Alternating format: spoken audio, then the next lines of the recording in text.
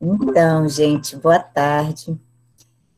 Essa é mais uma aula da nossa CCS, Conexões Afropindorâmicas, e hoje a gente tem convidadas muito especiais, né? Patrícia Biá, se eu estiver falando errado ou, enfim, quiser se apresentar de outra forma, Patrícia, fica à vontade. Patrícia é professora e realizadora do coletivo Mpiá Guarani de Cinema, entre muitas outras coisas que Patrícia faz.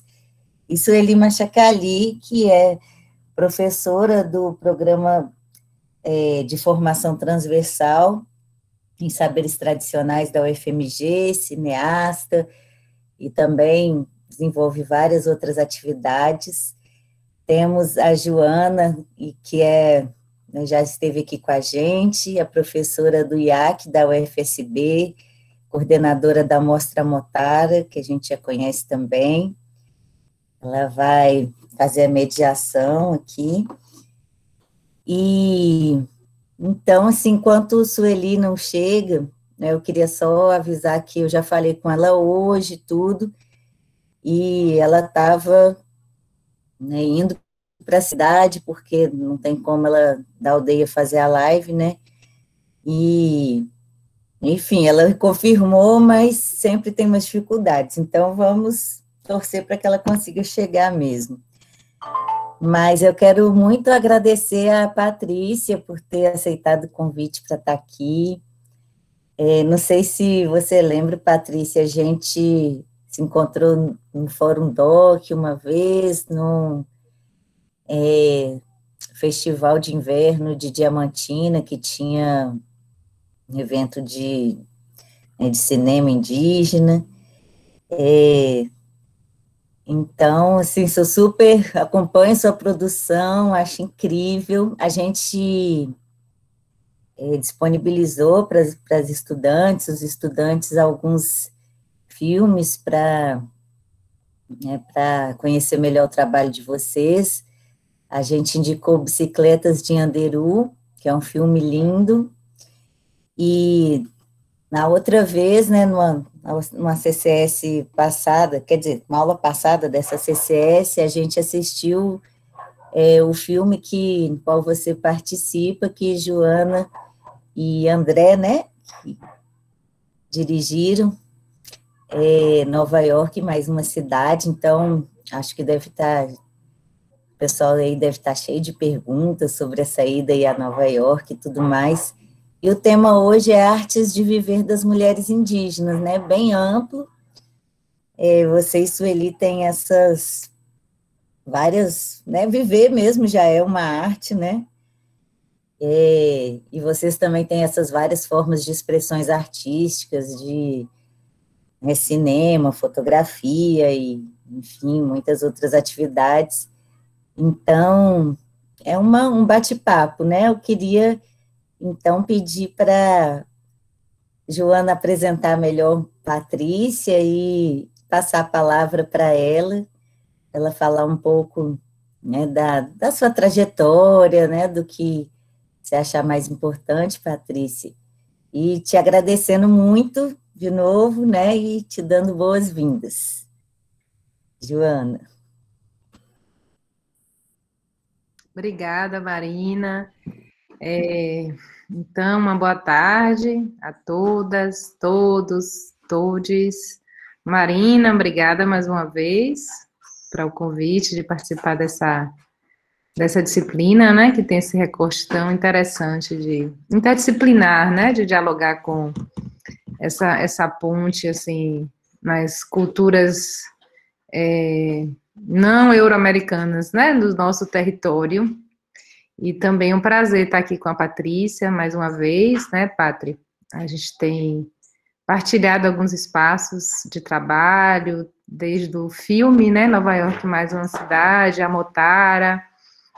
Então, sempre é uma alegria ter a oportunidade de ouvir a Patrícia, de falar do cinema indígena, né, e também de falar da cultura indígena como um todo e refletir sobre essa questão de gênero a partir de um recorte indígena. que, no meu ponto de vista, é bem diferente do recorte da nossa cultura, não indígena, né, da cultura branca, mesmo aquela não hegemônica, porque mesmo os movimentos de libertação das mulheres que se propõem a quebrar com padrões heteronormativos e patriarcais históricos, eles têm características que ainda estão em conformidade com uma cultura euro-americana, de certa forma, né? As diversas correntes de feminismo, elas ainda, em muitas dimensões, elas reproduzem padrões epistemológicos, né? Que estão dentro desse horizonte euro-americano, de compreensão social e das próprias relações sociais. Então, para mim, é sempre muito bom aprender com as mulheres indígenas, ouvir as mulheres indígenas, porque são trajetórias de vida, né, que atravessam um processo de resistência e de existência muito diferente do nosso não indígena, né, e também uma compreensão de como essas relações sociais de gênero elas se dão e podem ser construídas, né, conjuntamente em um coletivo, né, em um processo comum. Mas apresentando um pouco mais a Patrícia, a Patrícia Ferreira Paraixapã, também não sei se estou falando certo, viu, Pátria? Pode ficar à vontade de me corrigir. Não tenho conhecimento da língua guarani, infelizmente. Professora e realizadora audiovisual indígena da etnia Mibiá-Guarani, no Rio Grande do Sul.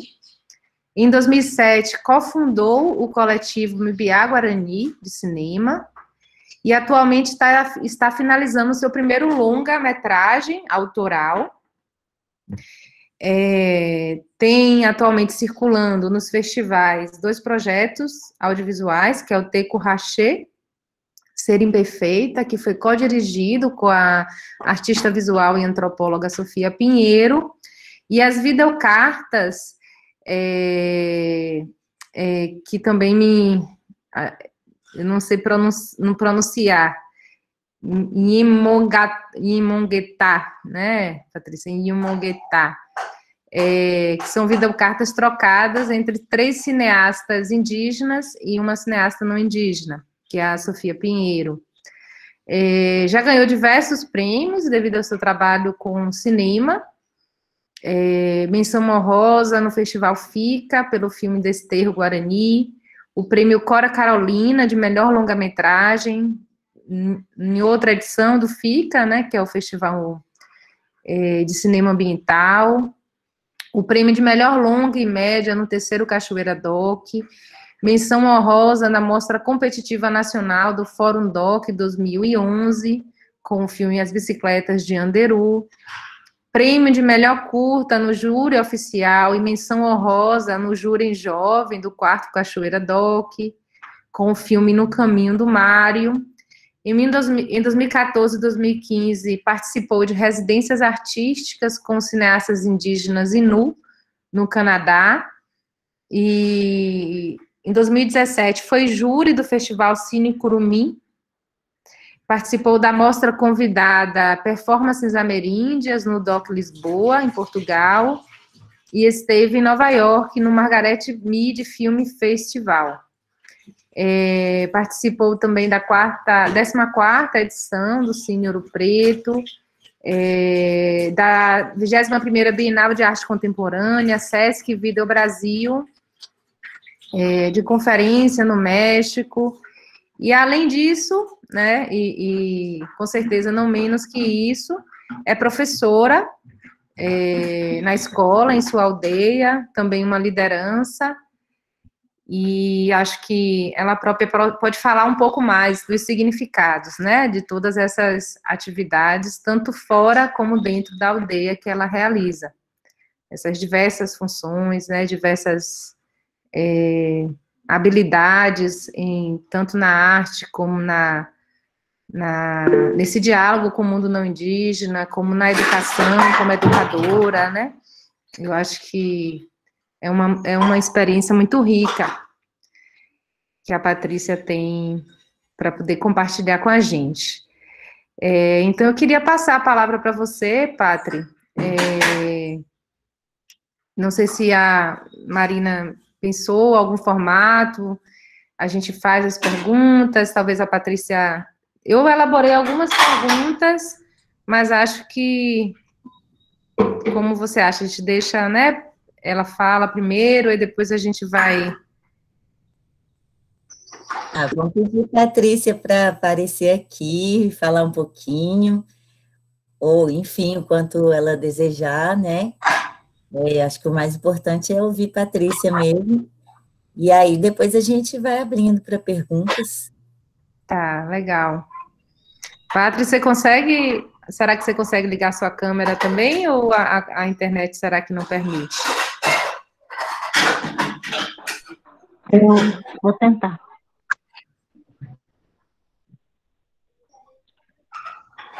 Aí.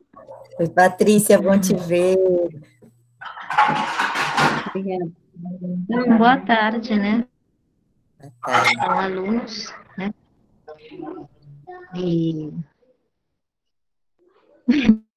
você tá nem que a Joana falou.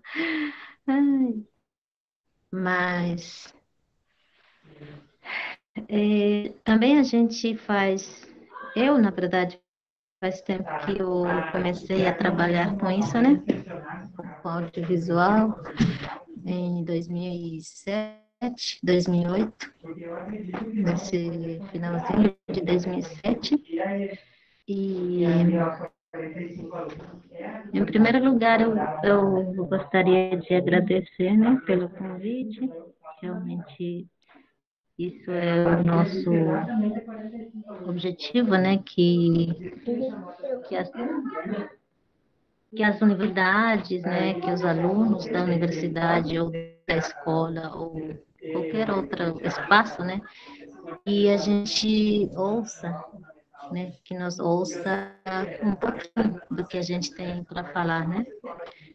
Então, o objetivo desse trabalho com audiovisual, acho que em todas as aldeias e com outros povos também, é isso, né, para a gente falar um pouco da nossa realidade, e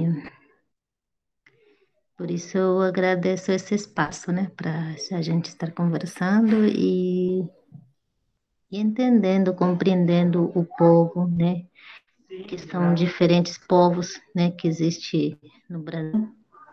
Muitos acham que o índio, né, quando se fala do índio, é um só, né? Então, isso, cada povo tem a sua especificidade e é isso que a gente quer pensar, né, quando a gente faz os filmes, né? Qual é o nosso pensamento, qual é o nosso modo de ver o mundo de cada povo, né? Principalmente as violências que existem, né, aqui nas nossas aldeias, né? E algumas são piores, algumas estão um pouco melhor, mas não, mas sempre, né, existe alguns problemas, né, nas aldeias. Peraí, só vou fechar a porta aqui.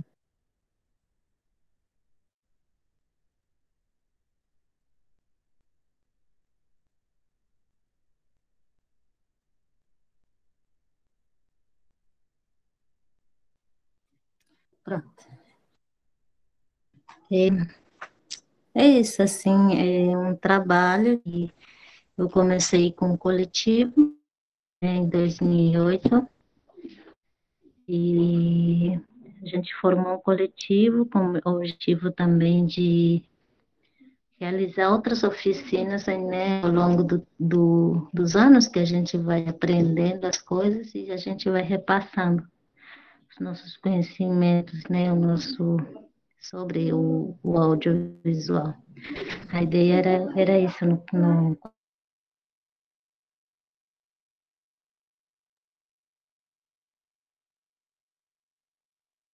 Aí congelou para vocês também? Congelou. Patrícia, você está ouvindo a gente? Ai. Acho que agora Sim. deu uma congelada. Aí, enfim, assim, as últimas... Voltou? Voltou. Os últimos 10 segundos, né? Você falou de coletivo, aí quando você começou a falar, aí falhou. Tá. Eu acho que eu vou desligar então a câmera, será? Porque estava É, funcionando bem a questão, né? Só foi... vamos tentar mais um pouco. A gente tentamos mais um pouquinho, aí se continuar congelando, aí Tá. vamos insistir um pouquinho, ver se a sorte ajuda. Então é isso. A gente, o objetivo é ir criando outro coletivo em outras aldeias, ou no caso, outro país, né, para vocês, que é Argentina, Paraguai, que também existe os Guarani, né? E acho que em 2017, finalzinho de 2017, a gente começou uma oficina lá na Argentina e agora eles têm um coletivo próprio deles, também dos jovens, que também a gente acompanha um pouco esse processo, né?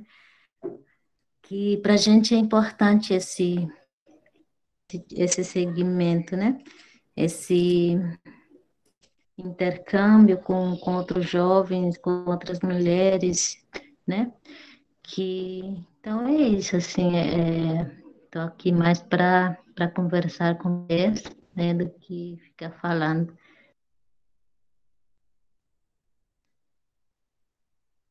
sozinho. Legal, Patri. Obrigada. Eu acho que eu vou fazer uma pergunta, Marina, pode ser? Para a Patrícia. Ela começou falando do cinema, né? E terminou falando dessa. Você ia falar? Ah, estava ligado, só falei que sim. Ah, tá. Dessa relação com as mulheres, né? Eu queria perguntar um pouco como ela vê, assim, que o cinema, ele, de uma certa forma, essa relação, né, do cinema com as mulheres, como ela vê que as mulheres podem se fortalecer ou ver os seus conhecimentos, né, serem projetados no cinema, se ela vê isso acontecendo, qual é a relação que as mulheres Mibiá Guarani, nesses coletivos, elas desenvolvem com o cinema, tanto com o fazer o filme, mas também de ver, né, de se ver projetado na tela, como que ela vê, assim, tem um interesse, como que o cinema, ele causa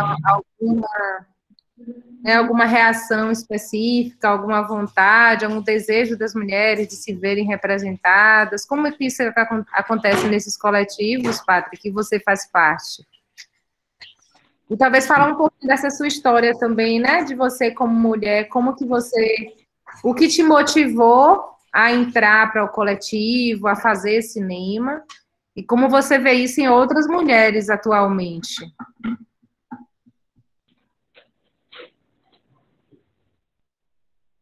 Eu acho que esse processo de estar nesse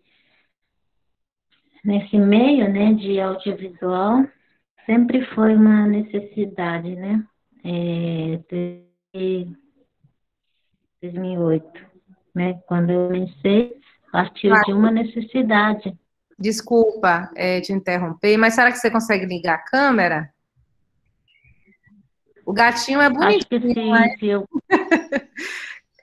o gatinho que está na sua imagem, ele é muito bonitinho, mas quando a gente vê você falando, faz mais sentido. Vou tentar. Eu acho que foi a necessidade realmente para gente, para mim, né? Como foi pessoal.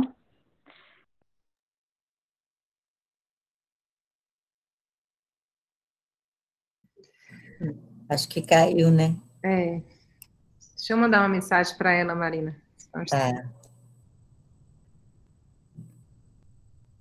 Ai, gente, Tem as partes que até facilitam, né, essa coisa online para quem está muito longe, mas, por exemplo, sempre que nas ACCS eu convido amigas, amigos Machacali, é difícil e tal, mas a gente consegue, né? Porque, enfim, a pessoa está lá presente. Agora, essas coisas de conexão, tem os desafios. Ano que vem a gente faz presencial.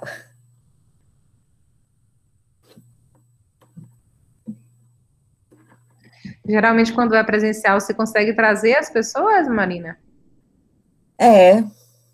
Assim, é mais certo, né? A hora que você sabe que tá lá, você sabe o que vai acontecer, né? Online só no dia mesmo, às vezes cai. É. E realmente, como as aldeias ficam na área mais rural, é mais delicado mesmo, né? É.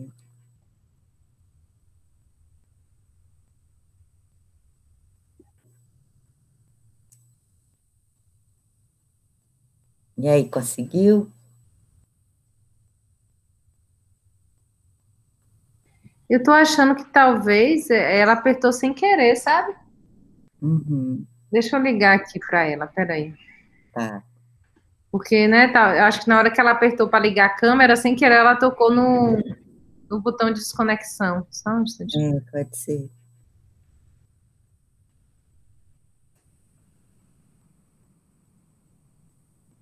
Pessoal, se vocês tiverem perguntas, viu? Mais logo, façam. Espero que vocês tenham visto os filmes que a gente indicou. Vocês já viram o de Nova York, né? Nova York mais uma cidade.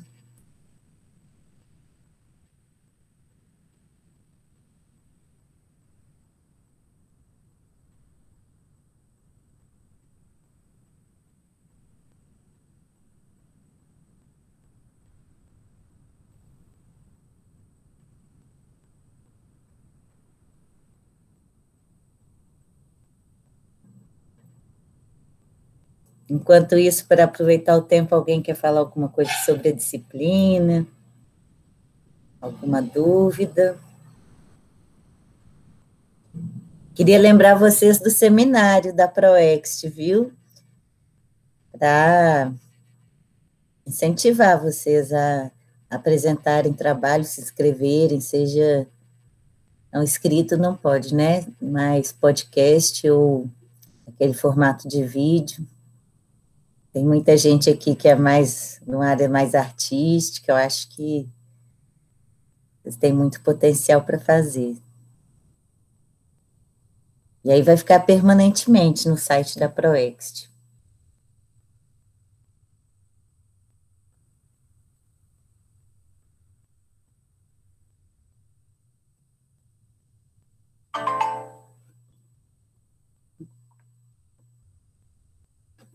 Eu liguei aqui, Marina, mas ela não atendeu. Não sei se está sem internet. Pode ser que a internet dela tenha caído. Ah, que pena. Porque eu liguei pelo WhatsApp e ela não atendeu. Uhum. Vamos fazer o seguinte. O que você sugere? Você gostaria de falar um pouquinho sobre os filmes que você conhece bem, enfim, o trabalho com ela, ou a gente vai tentando mais? Eu não preparei nada, não. Posso falar? Posso falar assim de uma forma mais espontânea, né? Assim, Aham. informal até, porque realmente não Vamos me fazer, preparei para isso. vamos fazer o seguinte, ó.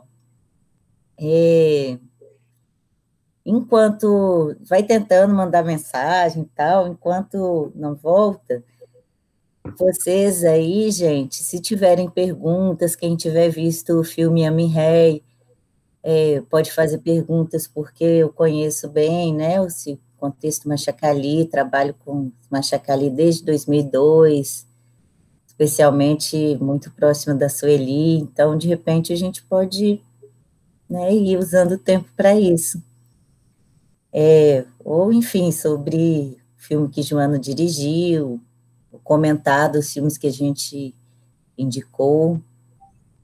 Alguém gostaria de fazer uma pergunta, um comentário? Eu queria perguntar uma coisa, Marina. Ah. Como seria... Na verdade, são duas opções, né? Podcast, e a outra opção é qual mesmo?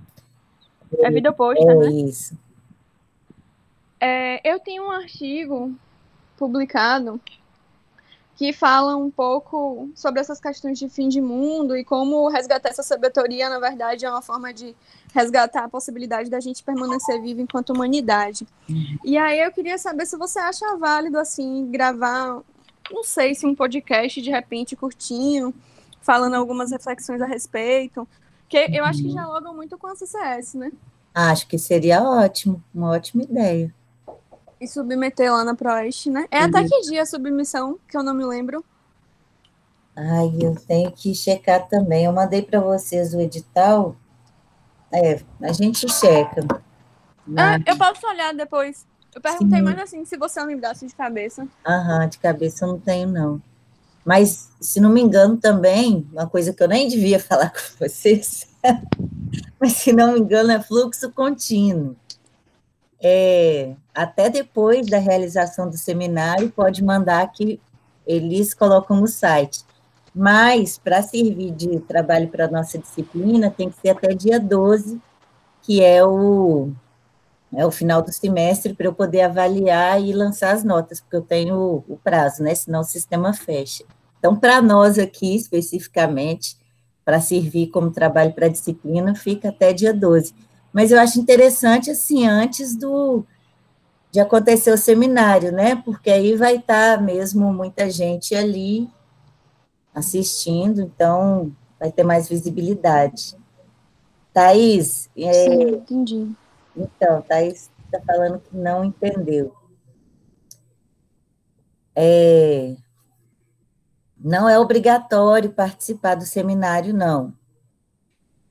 Mas, né, quem quiser mandar o trabalho final no formato que a gente já tinha combinado, do relatório, pode mandar.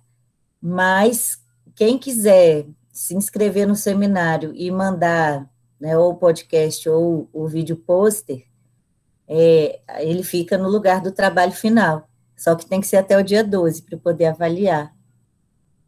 Certo?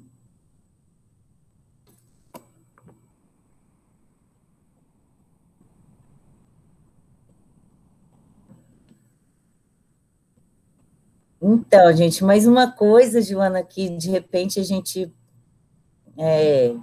pode conversar. Não sei quem aqui conhece alguma coisa dos filmes feitos pelos Guarani, principalmente Guarani-Biá, mas me chama a atenção na produção deles que são filmes que surpreendem muito o público, né?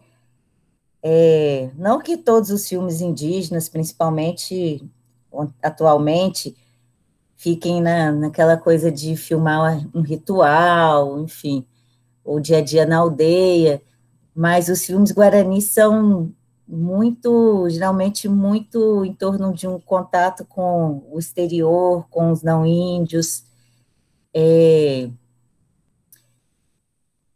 Aparecem muitas cenas nas cidades, né? O filme Essa Terra é Nossa, né, que a gente passou aí para vocês verem, Desmanchacali, também tem uma característica assim. Então, assim, nos mostra, né, algo que, de repente, o público não está tão sedento para ver, né? As pessoas ficam esperando, geralmente, um certo exotismo, e ali vem as dificuldades, né, da convivência com o entorno das aldeias, porque uma coisa é os povos originários estarem na universidade, onde as pessoas já têm um outro preparo, um outro olhar, outra coisa, ou enfim, né, chegam numa cidade mais distante e podem ser bem recebidos, dependendo do contexto, né, seja pela curiosidade ou admiração, enfim, Mas isso é bem mais difícil de acontecer nas cidades dos entornos, né? Lá é discriminação bem forte, né? Violência. Então, não sei, de repente, assim, se você puder comentar algo nesse sentido, principalmente sobre a filmografia Guarani-Mbiá, que eu acho que tem essa característica bem forte, né? Eu estava pensando, quando você estava falando, Marina, e estava pensando também em alguns tópicos, até do próprio cinema Machacali, né? Porque é isso, enquanto o cinema Mbiá-Guarani, ele tem essa característica de se voltar para esse encontro, né? Com a sociedade não indígena, o cinema Machacali, ele já tem uma relação com os espíritos muito marcada, né? Assim, Essa Terra é Nossa traz, é um dos primeiros filmes, assim, se a gente olhar, assim, de uma certa forma, estatisticamente, né, é a minoria dos filmes que trazem a relação com o branco. Os filmes Machacali, eles trazem a relação mais com os espíritos. Mas é interessante porque ambos trazem uma relação com a alteridade, né? Porque os espíritos para os Machacali são uma forma de outro, são uma forma de alteridade. Então, dentro das teorias, dos artigos aí, né, dos estudos que já existe todo um vasto campo de estudo do cinema indígena, né, como o cinema, ele tem essa, na verdade, a própria construção do que a gente chama, né, a mise-en-scène do cinema, né, que é você construir uma cena para você retratar um outro, ela já é uma construção de alteridade, né, de construir uma alteridade naquele outro que é filmado. E os indígenas, eles têm feito isso politicamente, né? Têm feito esse uso do cinema de uma certa forma, reverter também esse lugar de outro que eles têm sido colocados, né? Historicamente, e colocar o branco no lugar do outro.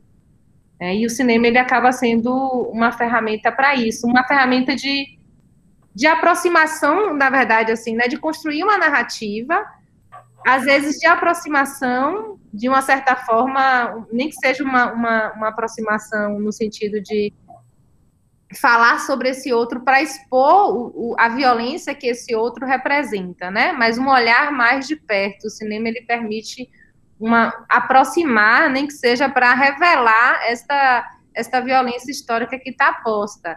E, assim, tem algumas cenas desses filmes, tanto eu acho que é Tava, A Casa de Pedra, em que esse lugar, né, de reversão do olhar da alteridade, o próprio filme revela o quanto que ele é poderoso e o quanto que ele desconstrói toda uma estrutura social, porque o olhar, ele representa um poder, né?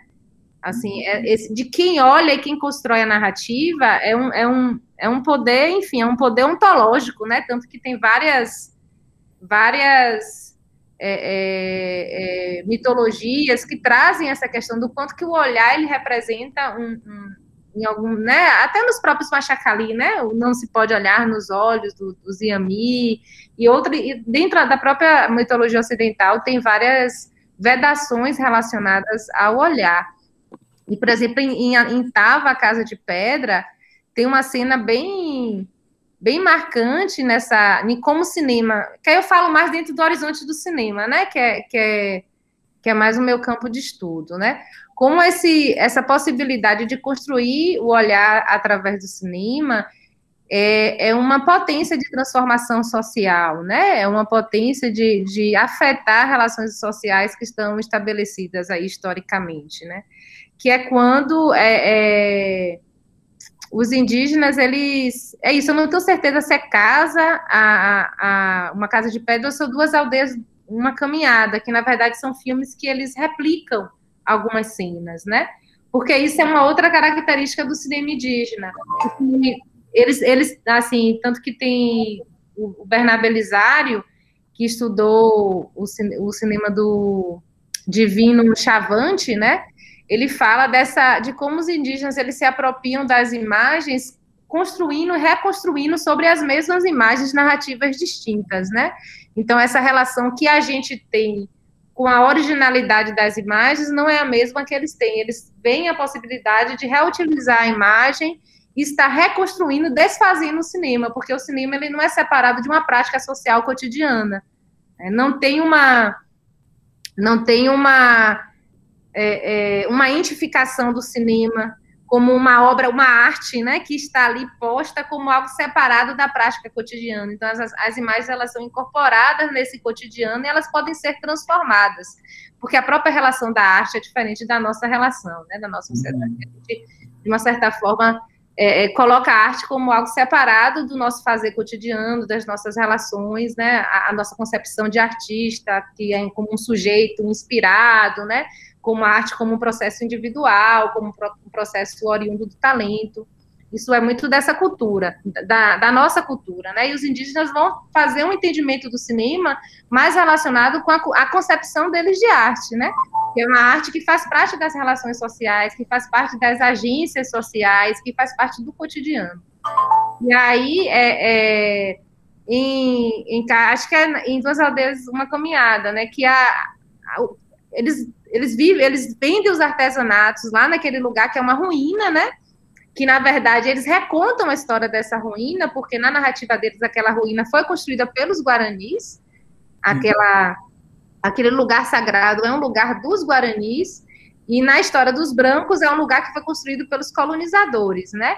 De qualquer forma, eles vão naquele lugar vender os artesanatos, e os brancos vão ali visitar, né? Fazer fotografar e fazer até uma escopofilia, né? Que é esse prazer, essa relação do prazer, do olhar e ser olhada dentro do enfim, que a gente fala também no cinema, né? Essa relação entre o voyeurismo e a escopofilia, que faz parte da nossa relação com a imagem. Mas a indígena, a mulher que está vendendo artesanato, ela se recusa a ser fotografada. Ela fala que ela não quer ser fotografada. E a professora que está com as crianças sai reclamando, dizendo, olha, como que ela não... Por que ela não quer ser fotografada, né? E aí os indígenas em Guarani falam, né? Eles vêm aqui, eles só ficam pegando as peças, perguntando o preço, fotografando a gente, mas não querem comprar. Então, acho que mostra muito como esse olhar, ele é um exercício de poder, né? Esse domínio da imagem do outro na nossa sociedade, nessa relação do branco com os indígenas, é um exercício de poder. E o cinema, ele reverte esse poder, de certa forma, porque no momento que os indígenas eles estão filmando isso, a partir do olhar deles, eles estão colocando na mesa, né, revelando como que a gente exerce uma opressão pelo olhar. E aí, no filme, nessa Terra é Nossa, isso também aparece muito fortemente, porque na hora que a liderança feminina, que eu acho que ela é a mãe não sei se ela é a mãe do Israel. Delcida, mãe de Israel. É a mãe de Israel, né? Ela não é permitido nem olhar para os brancos, né? Isso é de uma violência tão grande, porque o homem pergunta por que é que você está olhando para a gente, né? Quer dizer, os brancos não permitem nem que um indígena olhe para eles. E aí, logo depois, tem a cena da cidade, em que eles passam filmando, né, os indígenas passam filmando dentro da cidade, e aquele comerciante, ele tem um arboro de violência, né, assim, de revolta por estar tendo a sua imagem captada pela câmera. E começa a fazer acusações, né, contra um indígena, porque rouba uma lâmpada. Então, toda uma cena é construída ali em cima do incômodo, né, dos brancos, da sociedade não indígena, ao ser olhada, ao ser ela colocada na vitrine, né, em suas deformidades, em suas violências.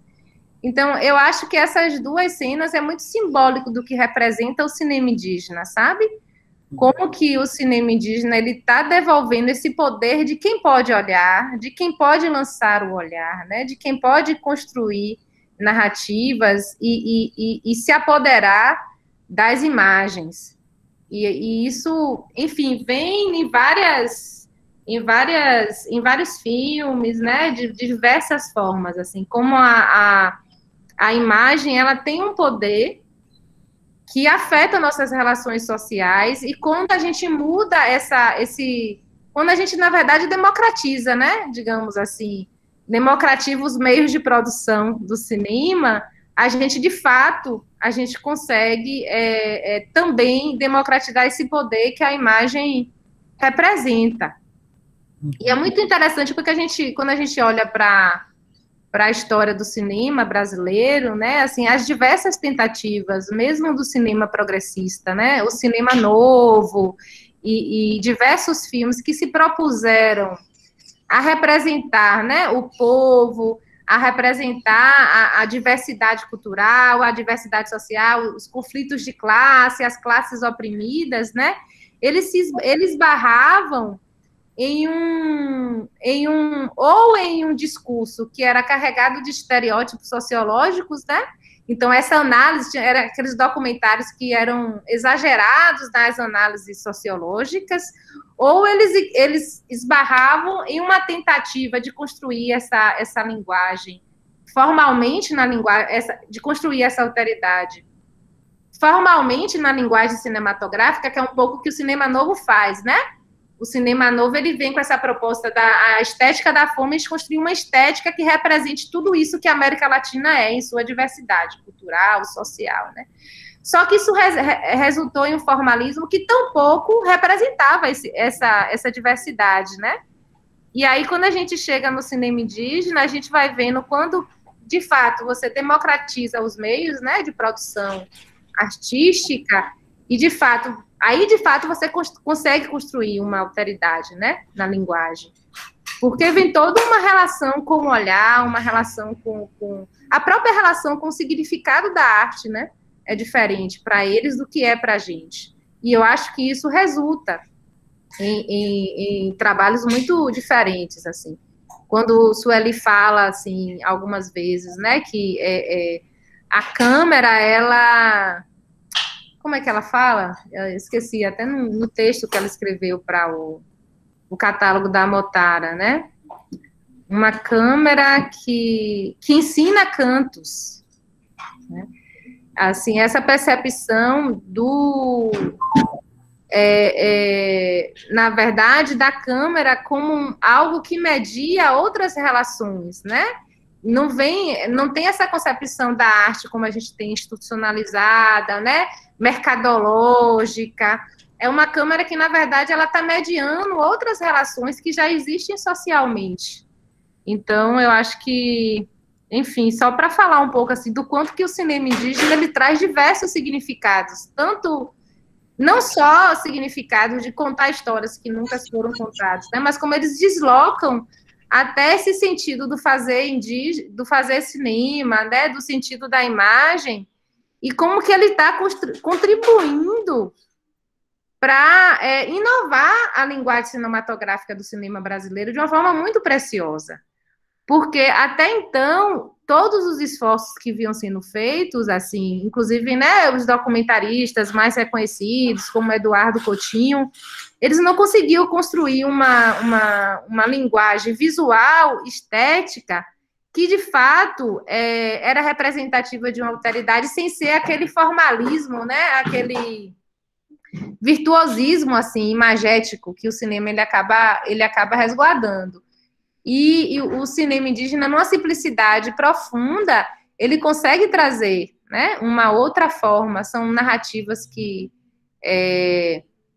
elas não só trazem esse tempo, né, diferenciado, que a gente fala que é um tempo etnográfico, mas elas trazem um papel social do cinema bem diferente.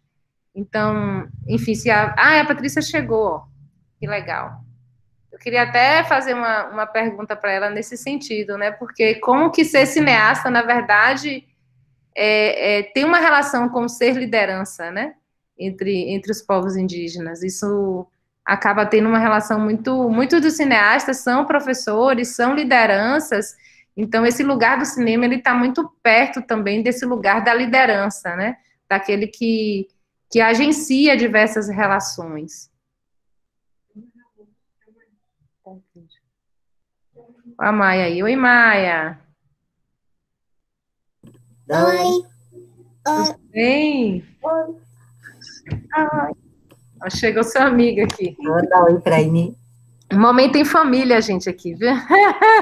Oi, Aini. Então, vamos ouvir Patrícia agora? Você fez sua pergunta, Joana? Não sei se você ouviu, Patrícia, você chegou a ouvir? Sim, só o finalzinho. Eu não sei se eu entendi. Poderia falar um pouco, assim, dessa relação entre ser liderança e ser cineasta. Porque a gente percebe, assim, que muitos cineastas, na verdade, eles são professores, né? São lideranças de seus povos. Então, como você vê o cinema nessa relação com a liderança que você é? Porque também você viaja, né? Você sai da sua aldeia para trazer para falar do cinema, mas para falar também de outras coisas, né? Para defender os direitos indígenas e falar de sua cultura, enfim. Então, como que você vê, assim, uma relação do cinema enquanto, né, um cinema também como uma expressão de uma liderança e educadora que você é? Sim. Deu para entender um pouco. Sim. Então, acho que na nossa cultura também, na cultura guarani, né, todas as pessoas têm o seu papel, né, como liderança. Como liderança espiritual, pode ser liderança política, né, liderança das mulheres, né, ou liderança, né, acho que cada pessoa, indivíduo, tem essa sua responsabilidade, né. Então, eu como professora também, né, trabalho com audiovisual, mas eu sou mais conhecida, por exemplo, aqui na minha aldeia, como filha de uma das mulheres, né, de uma das lideranças também. Então, acho que sou Utiapã, sou Pará, né, não sou conhecida, essa é a cineasta, né, não sou conhecida por ser isso, né, aqui na aldeia, por exemplo. Então, eu faço. E também, quando, por exemplo, quando tem as reuniões na nossa aldeia, né, todas as pessoas, as mulheres, os jovens, né, os homens, têm a sua fala como liderança, né, e aprendendo mesmo um com o outro, né, por mais que seja um jovem que está falando para os mais velhos, né, isso torna também uma liderança por ser jovem que consegue conversar com os mais velhos, colocar sua opinião, né, como que ele está vendo as coisas, se tá bom, se não tá bom, o que tem que melhorar, por exemplo, na aldeia, né. Então, isso o torna uma liderança, né, não somente aqueles que trabalham como professor, não somente aqueles que trabalham na saúde, por exemplo, todos somos lideranças, né? A partir do momento que a gente consegue conversar com outras pessoas, né? Então, eu acho que por isso que parece que aparece muito essas pessoas que trabalham mais como educadores, como trabalham na saúde, são essas pessoas que estão mais trabalhando mais com audiovisual, mas eu acho que também isso é muito a visão dos não indígenas, né? Porque eu vejo muitos jovens, assim, que estão trabalhando, né, com audiovisual, e muitas vezes não aparecem isso porque realmente quem dá visibilidade para isso são aqueles por exemplo, trabalham na escola, que tem colegas não indígenas, que tem colegas, né, quem trabalha na saúde tem colega não indígena que fala muito do outro colega indígena, que ela faz o trabalho e tal, então acho que é mais isso, assim, como que surge essa visibilidade para os cineastas que trabalham com educação, por exemplo, no meu caso, né? E acho que é mais isso, mas tem bastante liderança, jovens que trabalham com audiovisual, são essas pessoas, são esses jovens que estão aí sempre correndo para registrar, por exemplo, os acontecimentos em outras aldeias. Por exemplo, agora tem muitos jovens, né, onde foram invadidos, né, pelos brancos numa aldeia de Porto Alegre, estão aí, né, correndo, e a gente está aqui na aldeia. E, enfim, são vários jovens que estão registrando isso, só que isso não é uma coisa que a gente... Ah, essa fotografia é do Verá, por exemplo, né? Essa fotografia é de... Não tem essa necessidade de colocar de quem que é a fotografia, né? De quem que é a filmagem. Então, isso torna um pouco... como é que eu vou dizer? Mais coletivo, né? Então, acho que... Então, isso quer dizer... Todos somos lideranças, né? Então, acho que é isso. Eu queria fazer também uma pergunta para a Patrícia, e um pequeno comentário que tem a ver com o que a gente estava falando quando você caiu, Patrícia. A gente estava falando de uma característica, principalmente dos filmes Mbiá, de mostrar muito encontros e confrontos com o mundo dos brancos, e o filme Machacali, Essa Terra é Nossa, também vai muito nesse caminho, né, andando pela cidade, mostrando a agressividade dos brancos do entorno, né, porque muitas vezes, longe das aldeias, a receptividade é uma, mas no entorno é tudo muito difícil. E o audiovisual tem sido usado muito, né, como você falou, às vezes uma filmagem de celular para denunciar. Eu lembro de uma filmagem, uma aldeia Mbiá, que se ouvia tiros, enfim, que podem até ser usadas em inquéritos policiais e tudo. Então, tem muitos usos importantes, né, para além desse que a gente entende mais como arte, entre aspas.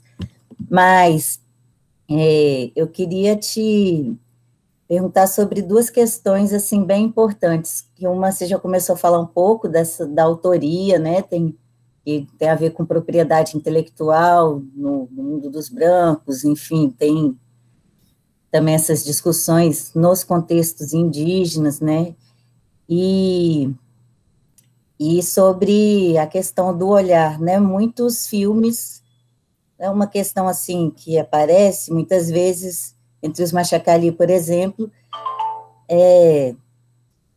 uma imagem de uma pessoa que já faleceu não pode ser vista pelos parentes, né? Isso é uma grande discussão, quando tem uma imagem de uma pessoa que já se foi num filme, quem pode ver, quem não pode. Tem filmes que vão ser exibidos fora das aldeias, mas não podem ser nas aldeias, né, por vários motivos como esse, né, por trazer doenças, enfim.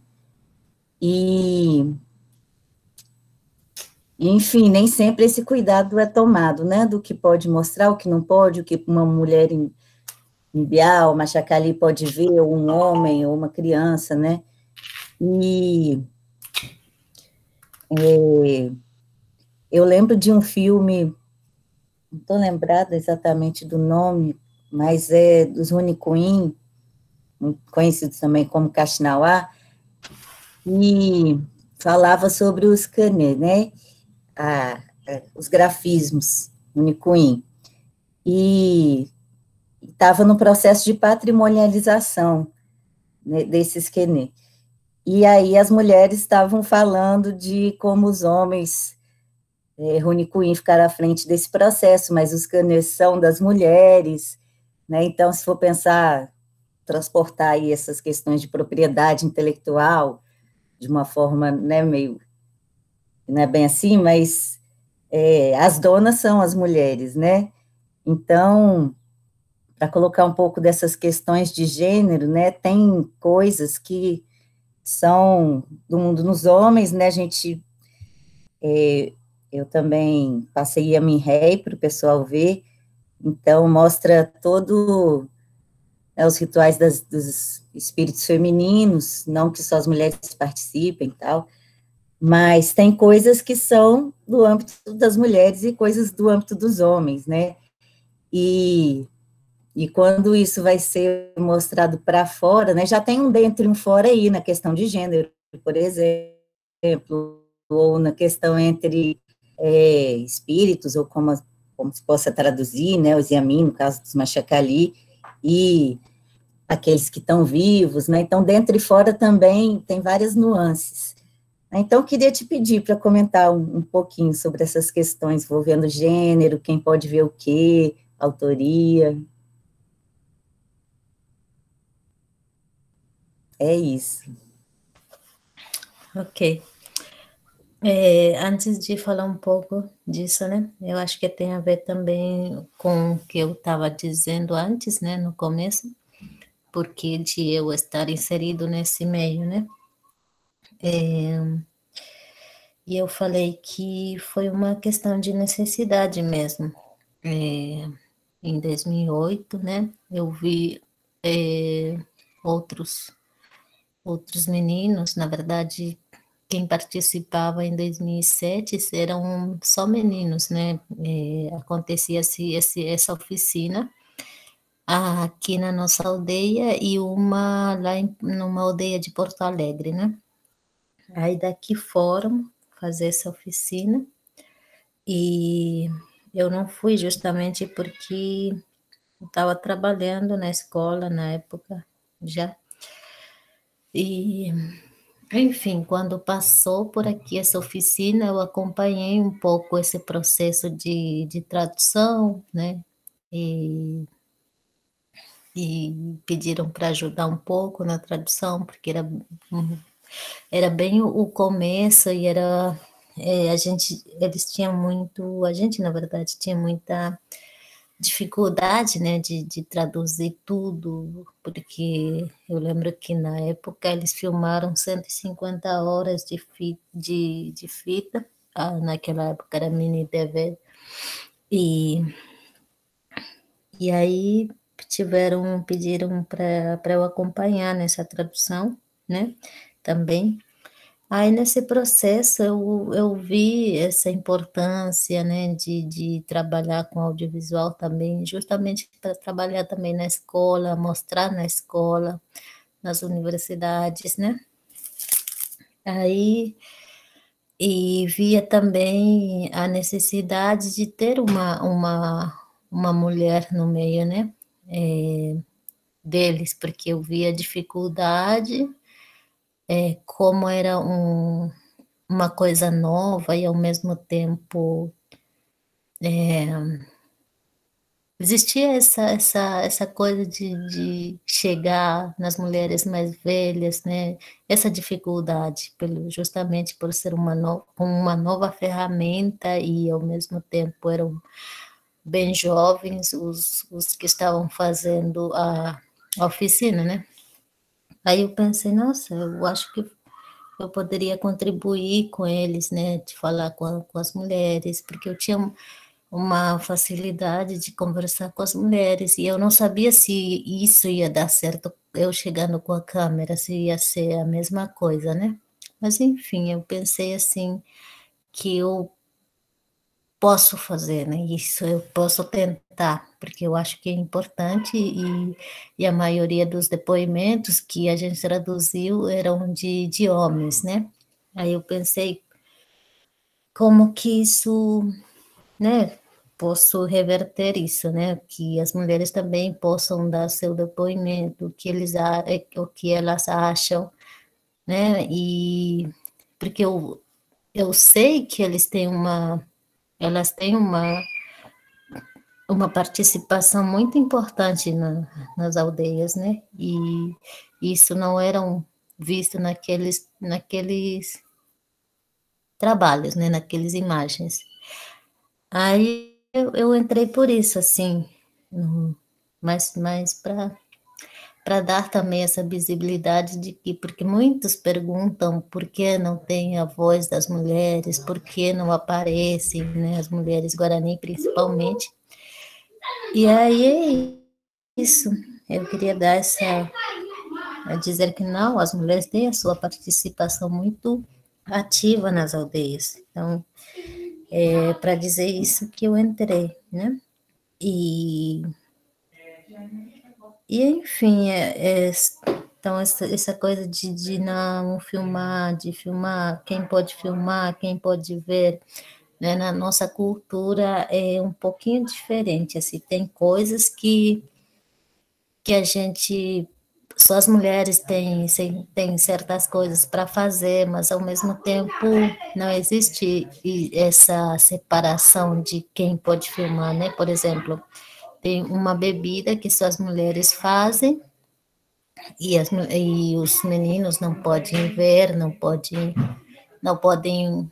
né, ficar perto, mas ao mesmo tempo, se é um trabalho sobre isso, então não tem essa separação. Ah, agora é só a Patrícia que vai filmar, agora é só, né, só a mulher que pode. Então, acho que isso também, para nós, na nossa cultura, existe esse entendimento, né? Que é um trabalho que esse menino vai fazer e vai ter que ficar filmando, né? O trabalho, né? E eu sei que em outras culturas isso já não é possível. Por exemplo, se são coisas de mulheres, ou nenhum homem pode entrar, né? Se são coisas de homens, nenhuma mulher pode entrar, né? Isso é de outras culturas, né? Enfim, tem isso, né? Por exemplo, mas se eu estiver ali, com certeza eu vou fazer também, mas não é uma coisa que, se não tiver nenhuma mulher, não vai ter essa cena, né? Por exemplo. Então, é isso, assim, é um trabalho, a gente tenta levar isso realmente em coletivo, né? Os trabalhos, filmagens. Não sei se eu respondi, mas é isso. Obrigada, Patrícia. Joana levantou a mão e depois vamos participar aí, a galera estudante, fazer perguntas também, aproveitar. Eu queria fazer uma pergunta para a Patrícia. Eu fiquei curiosa, na verdade, porque ela falou que o seu nome é Para, né, Patrícia? Vem da sua mãe, porque aí eu queria aproveitar, na verdade, são duas perguntas. Essa curiosidade do nome, né, do Para Ixapê, porque o filme que ela está fazendo chama Pararetê, né, que é sobre a mãe. Então, acho que esse Para vem da mãe, e eu queria saber o sentido desse nome em comum, que vem se ele vem de fato da sua mãe, e se tem algum sentido, né, essa transmissão do nome, se o nome tem algum significado. E também te perguntar como é essa experiência que você está tendo de filmar a sua mãe, né? De contar a história da sua mãe, que você está fazendo esse longa sobre ela, um pouco também sobre a sua filha, né? Na verdade, é um pouco sobre essas relações entre as diversas gerações de mulheres. E aí eu queria que você falasse um pouco dessa experiência, como está sendo para você filmar a sua mãe, né? E filmar a sua filha e falar dessa relação entre vocês.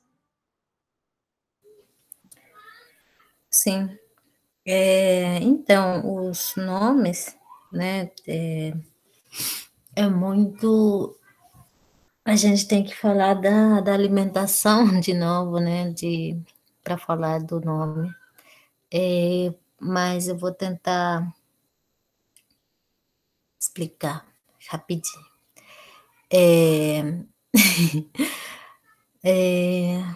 Por exemplo, cada pessoa, né, tem o seu nome em Guarani, e para nós, quem dá os nomes são os líderes espirituais, né, e E para vocês, são os pais, né, que a maioria escolhem os nomes de vocês, e na hora que vocês nasceram, né?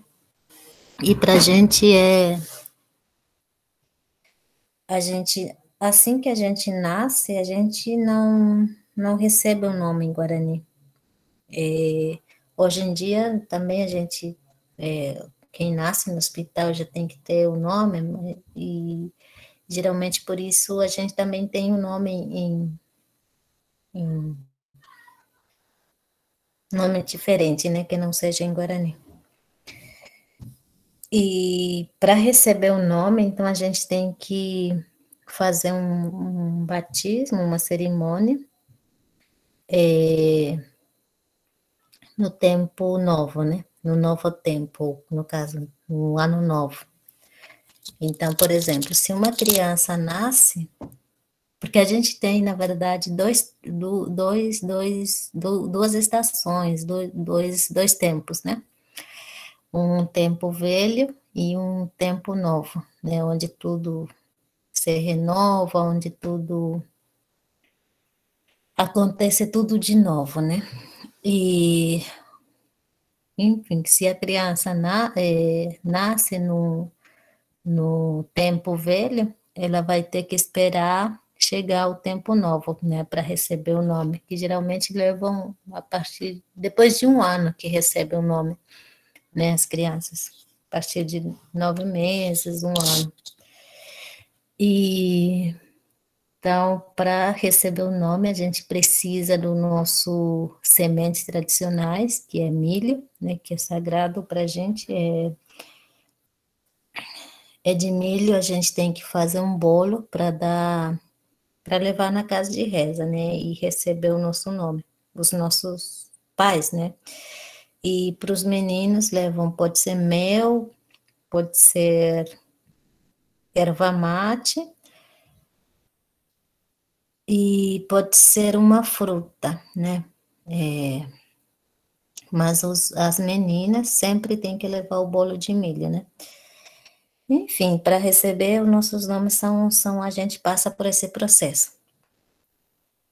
E para as mulheres, né, os nomes são Pará, Querechu, Jatiucá, né, e Ilvá. São 4 nomes principais. Né? Então, vai ter várias Pará e várias Jatiucá, várias Ilvá, uma espécie de sobrenome que muda, né? Por exemplo, a minha mãe é Pararetê e eu sou para Ichapuna. Então, e a minha filha é para Pararetê também, que nem a minha mãe. Então, são essas porque cada nome recebe de quem mandou o espírito dela, né? Por exemplo, no caso, eu sou da morada de Tupã, né? Cada nome tem a sua morada, né? Pará vem dos Tupã, né? Querechu vem do Nhamandu, que é divindade do sol, né? Do calor, e Tupã já é divindade do raio, da chuva, da água, né? Então, cada morada tem a sua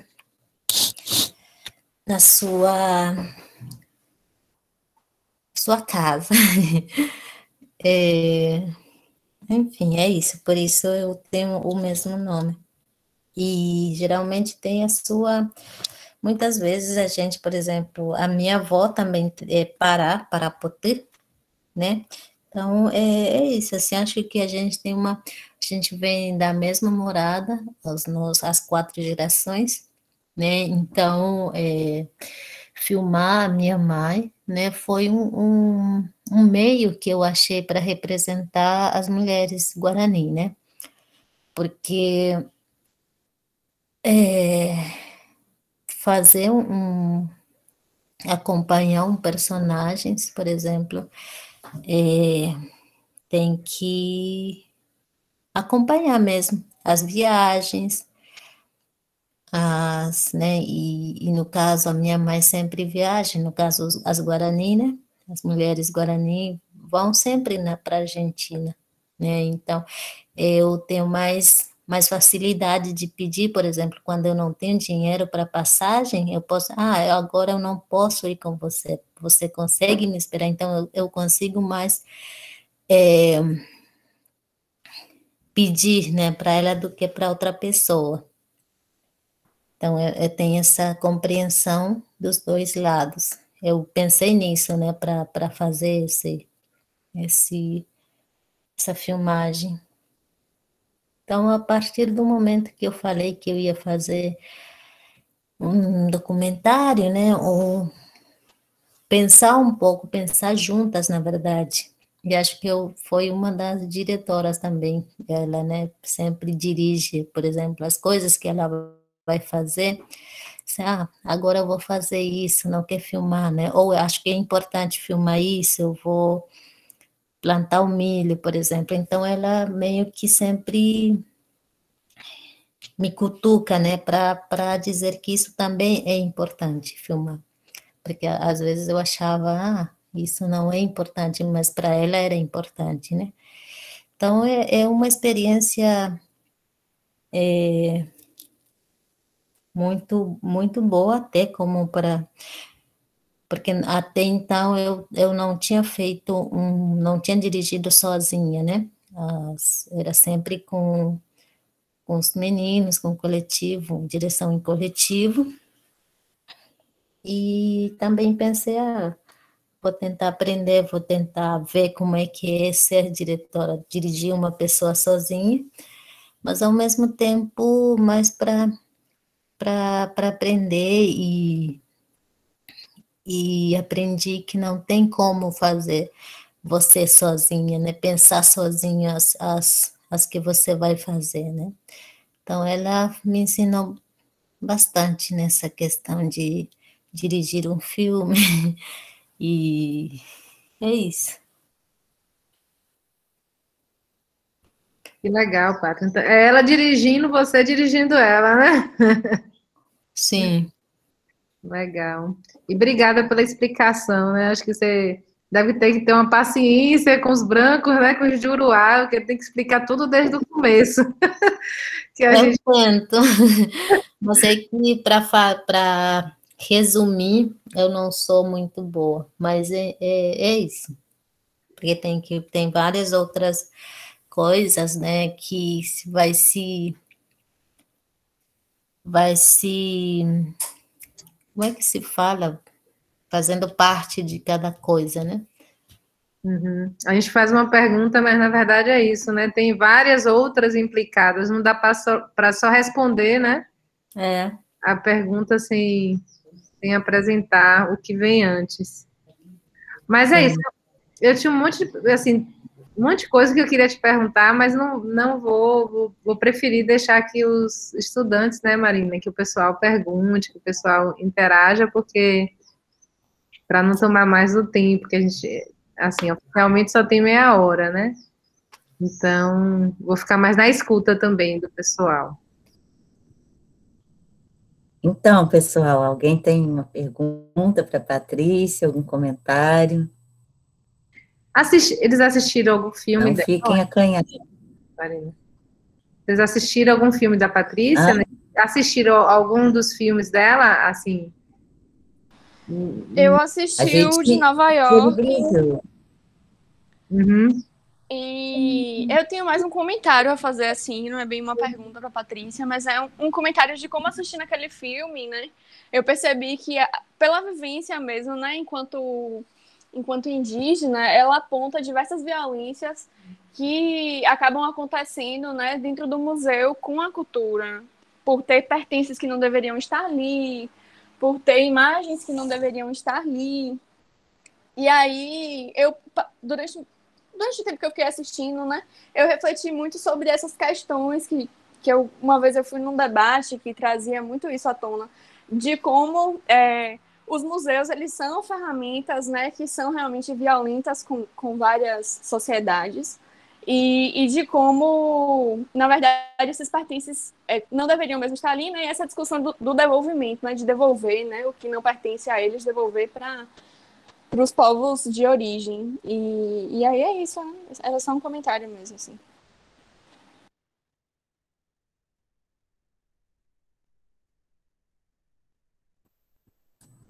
Mais alguém? Patrícia quer comentar o comentário? Ou alguém quer falar mais alguma coisa?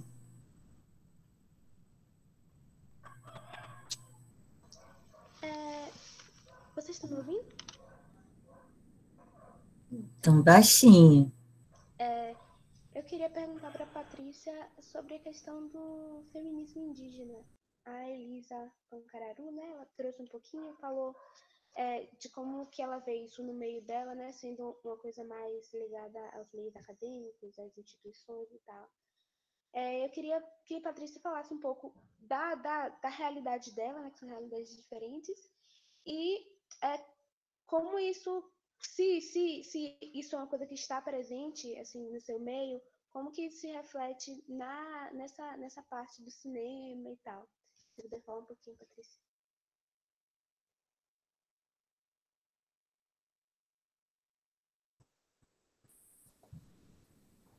Eu me escutei bem baixinho. Mas a pergunta eu acho que era. Joana, você. Não, Patrícia, Para falar um deixa pouco. eu... Você quer falar, Marina? Só para trazer um pouco uma discussão que já é de outros ACCS, tal, que a gente sempre tenta falar assim, quando vai falar de feminismo, né? A gente sabe que esse termo não é nem conhecido e nem usado por todas as mulheres, né? E então, assim, antes a gente ficava pensando, bom, como nós vamos falar de mulheres que têm uma atuação forte, mas que não conhecem ou não se dizem feministas, né? E aí a gente conheceu o trabalho de mestrado, também de especialização, da Elisa Pancararu, Elisa Urbano Ramos, que é da etnia Pancararu, que foi defendida no ano passado. E ela foi a primeira autora que trouxe o termo feminismo indígena mesmo, né? E é muito controverso, né? Tem mulheres indígenas que não querem se intitular feministas, ela mesma fala que não é em qualquer contexto, qualquer circunstância, que é um tipo de feminismo muito diferenciado, né? Ela falou que a Julieta Paredes, que fala de feminismo comunitário, foi quem mais inspirou. Então, a gente assim, falava muito de protagonismo feminino, para não ficar, né, também só nesse rótulo de feminismo, né? Muitas mulheres o recusam, de diversas origens étnico-raciais. Mas, mesmo assim, tem um grande protagonismo. Então, é um pouco essa discussão, né? Eu acho que a Esther perguntou como que acontece para você, no seu contexto, essa questão do feminismo indígena. Entendi. Sim, Esther, estava muito baixo mesmo o teu áudio. Mas tem sim essa questão, eu tive mais, por exemplo, conversas sobre isso. Eu já tinha, na verdade, ouvido, né, acho que desde que comecei a trabalhar com audiovisual, né, quando eu saio daqui da minha aldeia, por exemplo, né, existia esse movimento, sempre tinha essa pergunta, né, como é a questão do feminismo, como é a participação das mulheres, se existe a separação de gênero, né? Isso era uma coisa que eu escutava sempre, né? Quando eu saio daqui. E eu sempre pensei assim, como que isso é tão, né? Porque quando eu estou na aldeia, eu esqueço disso, né? Que existe essa separação de gênero. Aqui, por exemplo, na minha aldeia, eu sou mulher e, e a minha mãe, por exemplo, ela nos criou sozinha, né? E tem várias outras mulheres que fazem, né? Que fazem parte mesmo da vida política, da vida espiritual, né? Que participam mesmo junto com homens, né? Seja homens mais jovens, homens mais velhos, líderes espirituais, né? Não vejo essa separação, né? De que eu por ser mulher, eu não nenhum homem, né? Por exemplo, daqui da minha aldeia, eu nunca vi alguém me faltar respeito, por exemplo, né? E E nós sempre aqui, as mulheres, há sempre as perguntas também de algumas mulheres acadêmicas que vinham para fazer algum estudo, também sempre perguntavam isso, porque eu não consigo conversar com as mulheres, elas são ciumentas, né? E, enfim, são essas coisas, né? E E finalmente eu consegui conversar mais, falar mais sobre isso, porque não tinha uma entrada, não tinha um espaço para a gente conversar sobre isso na aldeia, né? Porque todas as mulheres mais velhas davam conselho para uma mulher, dava também o mesmo conselho para os homens, né? Então, não é uma coisa que, por ser mulher, vai receber mais, como é que mais, ai, não sei a palavra, mas, Talvez opressão? sim, talvez. São a mesma educação que a gente recebe, né? E aí, a partir do momento que eu comecei, acho que a Joana falou do Tecoati, né, que a Sofia veio para cá, para a aldeia, né? Então, eu tive a oportunidade de conversar sobre isso, né, sobre o feminismo. Eu perguntei o que é feminismo, como ela via, porque ela começou a perguntar também como é que a gente via isso aqui na nossa aldeia, né? Então, aí, né, tem coisas que a gente defende, tem coisas que eu concordo com a luta dos feministas, né? Mas tem coisas que não tem sentido na minha cultura, né? Dizer para defender, para dizer que, por exemplo, colocando as coisas da cozinha, por exemplo, né? Eu faço comida, eu alimento, por exemplo, meu irmão, meu marido, mas não é uma coisa que eu sou obrigada, não vou fazer isso porque eu sou, né? Não, nunca vem, eu faço porque é uma coisa que eu me sinto bem fazendo, né? E E realmente tem algumas mulheres, quando eu vou, por exemplo, nos encontros, né, de mulheres, eu vejo realmente algumas indígenas falar, não vou fazer comida para os homens, né? Por exemplo, tem essas pessoas indígenas, porque isso, não sei, talvez não faz parte da cultura mesmo, ou ela aprendeu com feminista, que é feio fazer comida para outras pessoas, que é feio fazer comida para os homens, né? Não sei. Mas para nós, não tem muito essa discussão aqui principalmente aqui na aldeia Coenju, né? Porque não existe também, a gente mora, por exemplo, a 30 quilômetros da cidade e quase não sei, não existe esse espaço para a gente conversar sobre isso, né? Então, isso também muitas vezes é visto como, não sabem, não sabem lutar, não sabem se defender, né? Mas não, acho que não é o caso, né? É isso. Eu queria falar um pouco sobre isso, Marina, pode ser? Só um comentário breve, porque eu também venho estudando há um tempo, né, o feminismo indígena. Na verdade, esse termo na América Latina, né, a Julieta Paredes vem da Bolívia e tem muito feminismo comunitário, feminismo desde a Abya-Yala, né, que é a expressão dos povos andinos para o território da América Latina.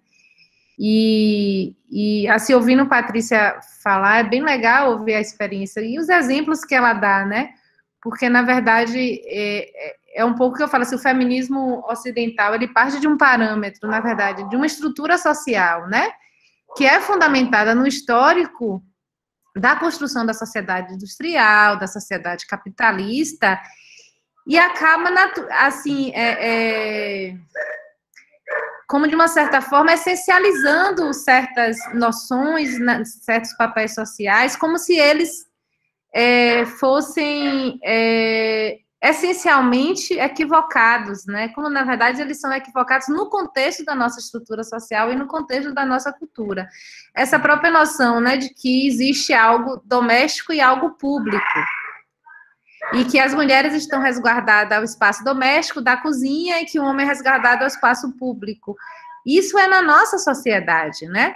Essa separação de que o que se dá domesticamente não tem um valor político e público, é do nosso histórico, é do histórico da sociedade capitalista, né? Da apropriação da força de trabalho feminina, né? Da mais-valia, da desvalorização do trabalho reprodutivo como um trabalho apenas, né, de produção de mão de obra trabalhadora. E aí o feminismo vai fazer, na história do feminismo, ele vai fazer uma crítica a esse processo, e o próprio feminismo vai trazer essa ideia do que o pessoal é político, né? Aí vem toda a teoria do lugar de fala, né, de politizar nossas experiências subjetivas, porque o pessoal é político. Mas é isso, o que é esse pessoal, do pessoal é o político, é o pessoal na nossa sociedade, né? Então, o sentido de um cozinhar, né, como a Patrícia fala, ou quando a gente vai olhar também para outros povos, né, o sentido daquele produzir o alimento é um sentido espiritual, é um sentido político, né? É um exercício de poder sobre os corpos. Então, é completamente diferente na nossa sociedade. Aí a gente resume que a mulher cozinhar é uma opressão sobre as mulheres, porque é um trabalho gratuito, é um trabalho desvalorizado. É um trabalho gratuito e desvalorizado da nossa sociedade, né? Então, eu acho que esses processos de descolonização do feminismo, eu acho que eles têm que partir de uma concepção de que existem identidades diferentes, e essas identidades estão fundamentadas em ontologias diferentes. Não é apenas um processo identitário, é um processo ontológico, né, que concebe a própria existência do ser de uma forma distinta. Enfim, né, eu acho que a gente tem que ter cuidado com as nossas teorias, mesmo aquelas que são revolucionárias, porque elas são revolucionárias para a nossa sociedade. Para outra sociedade, elas podem ser opressoras também, né?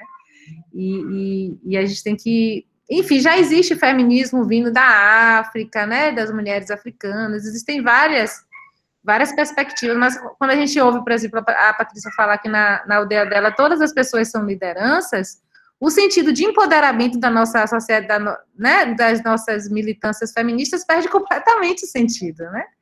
Se todas as pessoas são lideranças, a gente não tem que empoderar um sujeito, né? Todos os sujeitos estão exercendo uma agência de liderança na sua sociedade, né? Uma perspectiva muito mais coletivista, muito mais de um todo do que uma perspectiva individualista, né? Que a nossa sociedade traz, desse empoderamento do sujeito enquanto um indivíduo. Assim, pode fazer sentido na nossa sociedade, pode ser necessário até, né, no nosso histórico, mas ele é necessário em um momento histórico dentro de uma estrutura, Então, mas eu acho muito, assim, eu não li, eu quero ler o trabalho da Elisa, porque eu acho que ela dialoga, o próprio feminismo comunitário, ele vem trazendo isso, né, que a gente precisa pensar, na verdade, ele mantém a palavra feminismo, mas ele desloca desse fundamento cultural, epistemológico do feminismo ocidental, assim, né, não dá para pensar um feminismo dos sujeitos, né? Tem que ser um feminismo do todo, de uma comunidade como um todo, que ela se conforma, né, em sua diversidade, em suas diversas características. Eu acho isso bem. E aí, só para trazer um exemplo, assim, dessa diferença, eu fui fazer um filme na Farinhada das Mulheres, Serra do Padeiro, né? E assim, como eu já estudo um pouco as mulheres indígenas, trabalho com mulheres indígenas desde 2014, eu sei que não existe essa separação das relações sociais de gêneros, né? Assim, de que aonde tem mulher, no sentido, claro, tem as vedações, cada povo vai ter essa cultura, mas não como da nossa forma, né? Que necessariamente um encontro de mulher não pode ter homem. E aí a gente foi filmar, e era uma farinhada das mulheres, né? E a gente chegou lá no primeiro dia e a manhã toda as mulheres estavam ouvindo o homem, né? E aí uma parte da equipe achou isso estranha, e era uma parte que é militante, feminista, que não, né, não vim aqui para filmar as mulheres, o encontro de mulher, e vou filmar um homem falando. Eu falei, olha, veja bem, se as mulheres estão entendendo que esse homem ele tem algo valioso para a comunidade, esse essencialismo, né, sexual, assim, de gênero, ele não faz parte desse coletivo. E se você observar, na verdade, esse homem está falando o que uma outra mulher está falando para ele falar, que é a mãe, né? Na verdade, ele é uma liderança que representa a agência da mãe. Ele é um homem, mas a mãe toda hora interrompia ele e falava, na verdade, ele estava ali falando, mas a figura de poder naquela cena não era ele que estava falando, era a mãe dele. Então, para mim foi uma experiência, assim, de pensar, né, como que a gente, às vezes, o nosso essencialismo, né, teórico e militante, ele acaba nos cegando para a diversidade.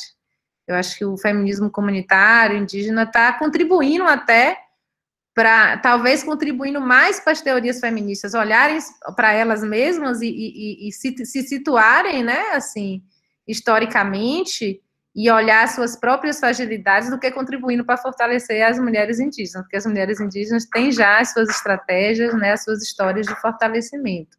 Eu acho que esse nome feminismo indígena, ele serve muito para nós, mulheres que estamos, eu me considero feminista, né, que estamos nos propondo a pensar o feminismo, descolonizar ao nosso próprio feminismo, do que, de fato, construir algo que seja útil para as mulheres indígenas, sabe? Eu penso um pouco nesse caminho. Eu queria só trazer algumas outras discussões também passadas. Né, a gente tocou exatamente nesses pontos que Joana traz, que são importantíssimos,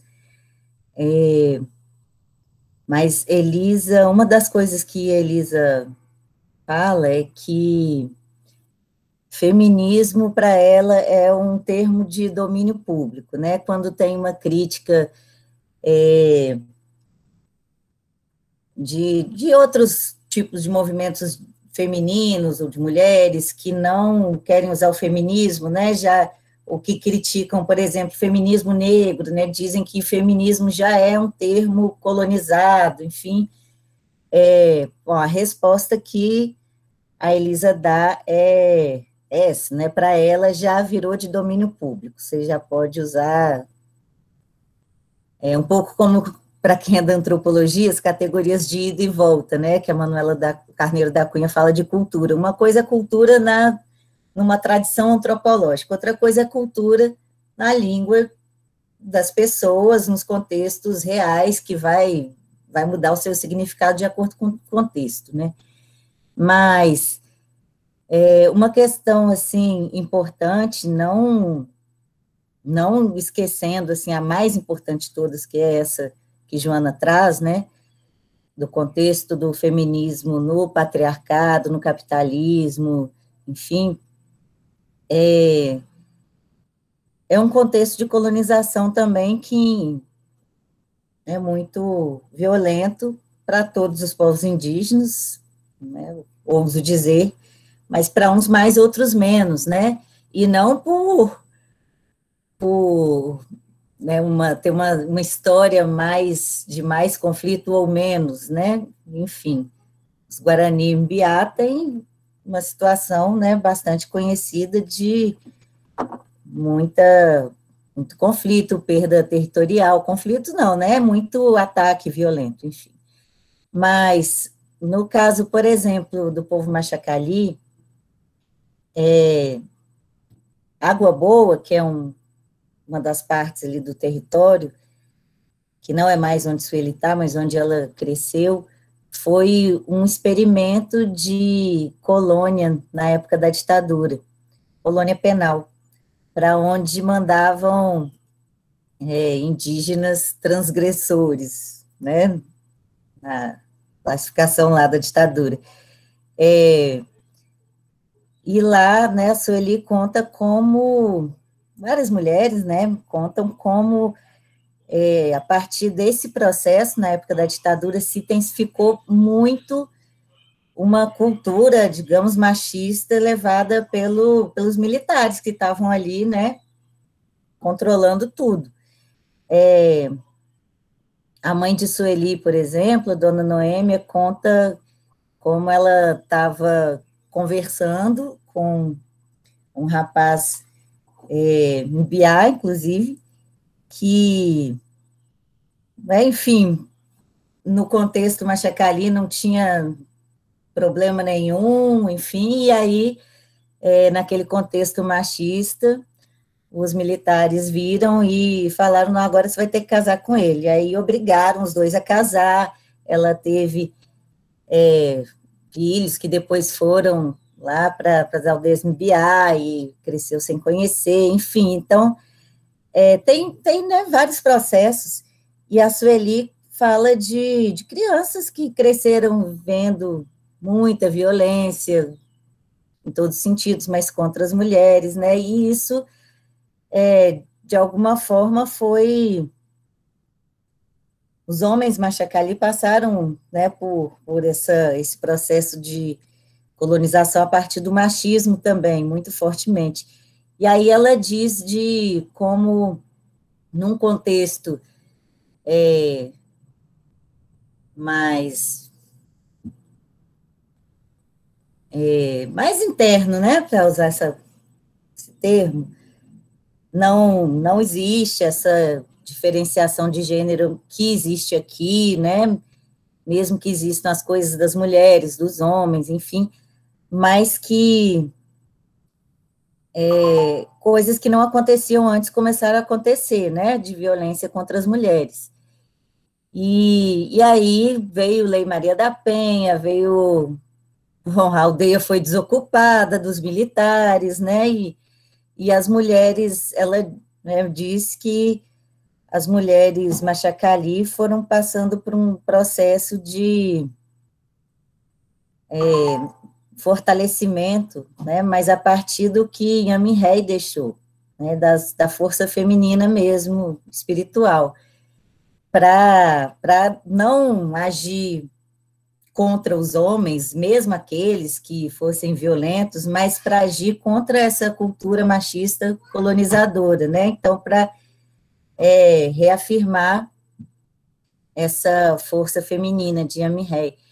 E a Elisa fala muito nesse sentido também, de que ela começou a pensar, a trabalhar essa questão do feminismo, quando ela começou a ir para o movimento indígena, que não os companheiros dela ali, né, Pancararu, estavam oprimindo ela, mas que os homens, no contexto político, da política indigenista, não ouviam ela do mesmo jeito, né, enfim. Então, que nesse contexto de relação interétnica, as mulheres indígenas precisaram de abrir um espaço, no caso dela, na APOIME, né, nas associações indígenas, enfim, então é muito mais esse contexto, né, intercultural, né, essa questão do machismo é vindo mais no contexto de colonização mesmo. Mas era isso, um comentário, sim, e queria ver se alguém quer colocar mais alguma coisa, Patrícia, vocês, estudantes, Joana. Olá, gente, boa tarde.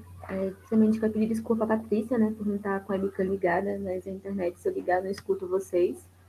E eu vou fugir um pouco do debate atual, porque eu, de certa forma, eu quero saber como lidar com isso. Então, eu vou fazer um resumo do que aconteceu. Eu estou fazendo um curso técnico de RH, e em uma das matérias é sobre como lidar com a diversidade no ambiente de trabalho. E aí a professora estava falando as questões de contratação de indígenas. Só que a forma como ela falou foi de uma forma tão preconceituosa e xenofóbica que eu fiquei tão sem saber como reagir àquilo. Porque aquele mito que as pessoas carregam, né, aquelas ideias retrógradas de indígenas são selvagens, eles matam os bebês se tiver deficiência, por isso que você não vê um indígena com deficiência. E isso me deixou extremamente irritada. E eu fiquei pensando como eu vou me portar e reagir a essas situações. Porque eu realmente achei aquilo o cúmulo do absurdo. Ainda mais um educador está falando aquilo. Foi o que mais me irritou. E eu queria saber como eu, como pessoa não indígena, posso me portar e combater mesmo esse tipo de situação. Porque eu acho que não é mais cabível no ano que estamos, sabe? Esse tipo de coisa, ainda mais quando se está falando de ensinar para pessoas que vão trabalhar em empresas, em contratação e recepção de funcionários. Então, a minha pergunta seria essa: como eu combato esse tipo de preconceito mesmo, não só no ambiente de trabalho, mas na vida mesmo, porque isso é algo que me deixou muito brava ao ponto de eu ficar paralisada. Eu não sabia o que falar ou como falar, porque eu achei um absurdo, assim, sem tamanho.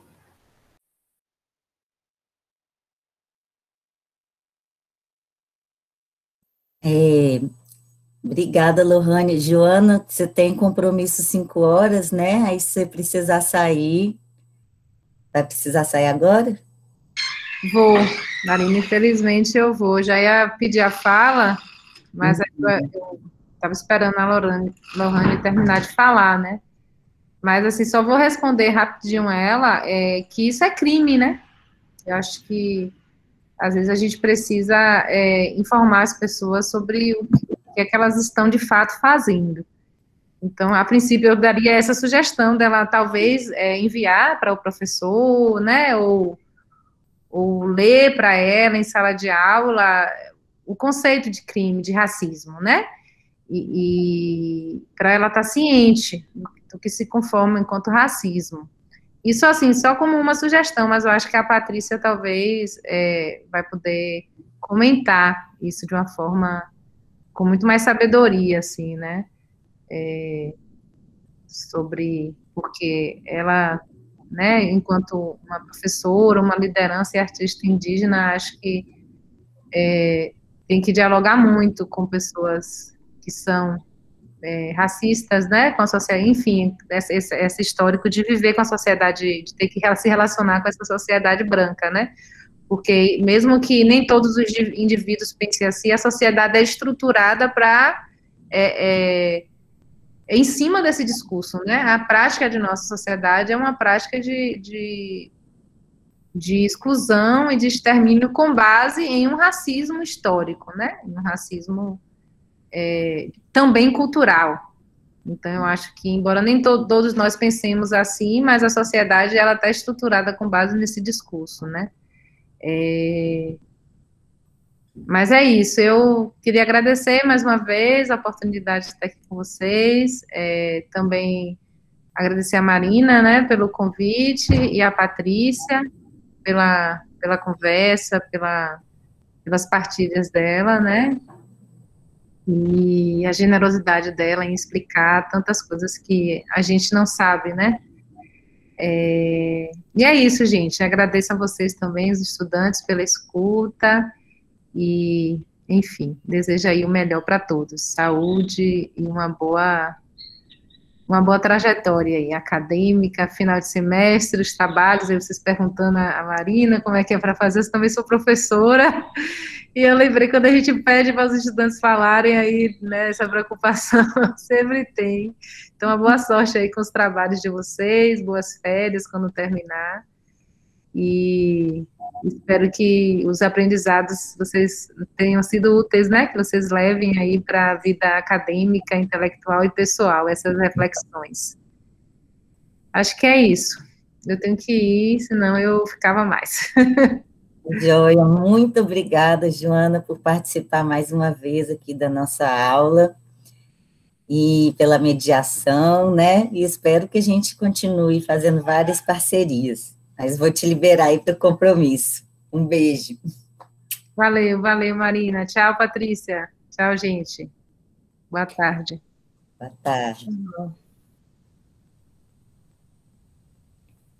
Então, Patrícia, você pode comentar um pouco?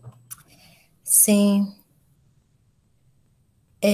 justamente, né, é isso.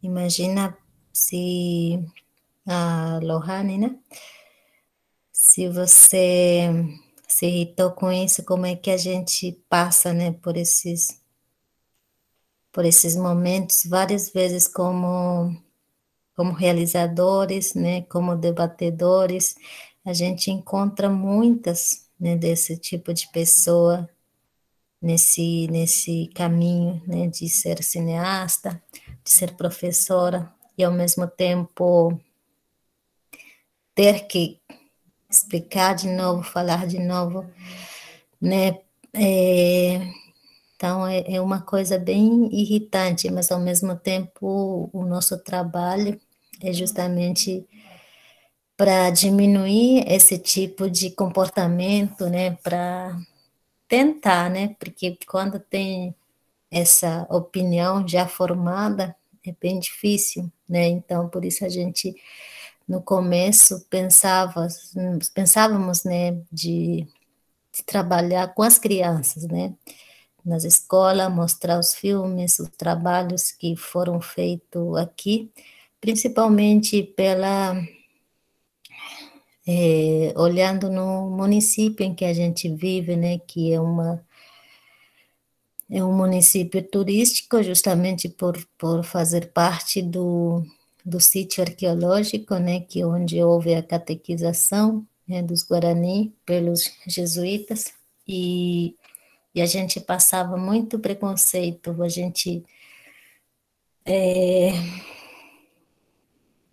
era difícil, né, a convivência entre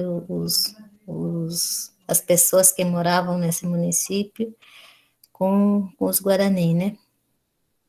E realmente começou dessa necessidade, né, de mostrar quem somos nós, porque a gente tem esse olhar diferente dos demais, né? Por mais que seja os indígenas, têm os seus olhares diferentes, né? Tem a sua cultura diferente. Então, eu acho que é isso, né? Que a gente tem que conversar, falar com as pessoas assim, né? Pessoas ignorantes, né? Que realmente, quando se fala, né, de índio, é uma coisa só. E muitas vezes o que repassa isso são as próprias igrejas, né, que passam isso que os indígenas, quando nascem deficiente, eles, né, matam as crianças, né, mas isso, quem passou essa informação geralmente são de igrejas, né, e muitas vezes sem entender que aquela pessoa, né, que faz parte da igreja viu, ou não sei, se sem entender em que contexto que isso ele teve esse acesso, teve esse conhecimento, ou de qual povo, por exemplo, né?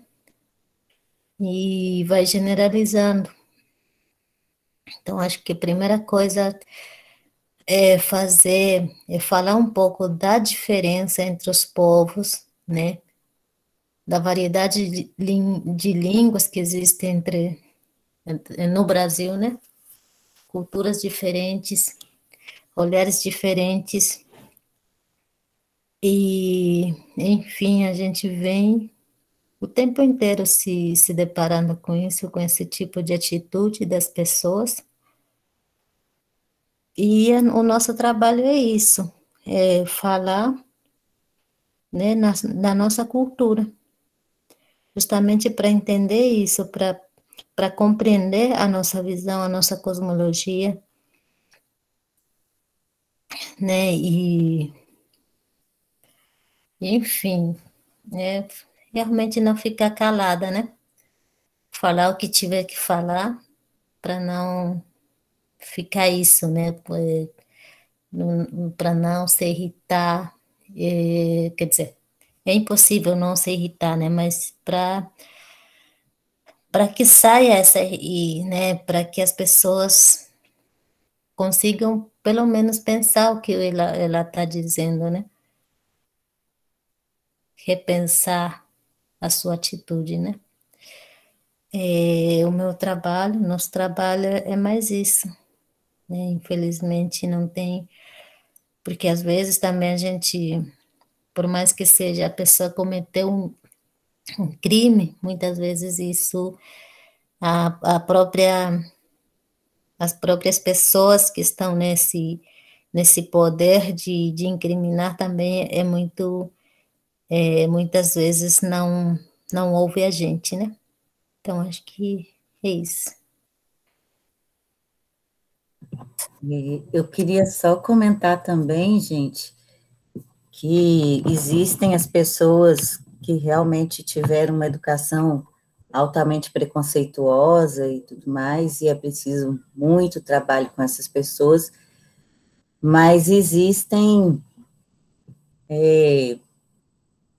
grandes missões, né? Inclusive missões que partem dos Estados Unidos, atuando no Brasil, e num caso, né, que veio à mídia, que foi muito utilizado assim dessa acusação de infanticídio por parte de um povo indígena. Depois houve uma investigação e a missionária que veiculava essas informações falsas, digamos que roubava, ela conseguia tirar, né, crianças indígenas dessa aldeia para, né, educar num processo de evangelização, para que elas se tornassem missionárias e fossem converter outros povos, ou, enfim, educar entre aspas, né, criar, enfim, condições análogas à escravidão, fazendo trabalhos domésticos, de levar para o exterior. Então, assim, tem pessoas que estão na ponta, assim, dos processos que não agem apenas por preconceito ou desconhecimento, né, mas agem com interesses muito maléficos, não sei que palavra dizer, mas muito bem calculados, né, e isso, inclusive, interesses nas terras dos povos indígenas, né, então, isso incide em processos específicos de terras indígenas específicas e também em toda uma propaganda que leva um presidente a dizer que não vai demarcar 1 centímetro a mais de terra, fazer uma campanha nesse sentido e pessoas votarem, né? A Patrícia fez uma fala muito boa lá em Nova York, né, nesse sentido, que foi bem medida, certeira, né? Ela não falou por muito tempo, mas conseguiu encerrar o assunto ali. Então, é um exemplo de como a gente agir. Mas queria só chamar a atenção para para essas más intenções muito bem calculadas que existem por aí. Mais algum comentário, questão?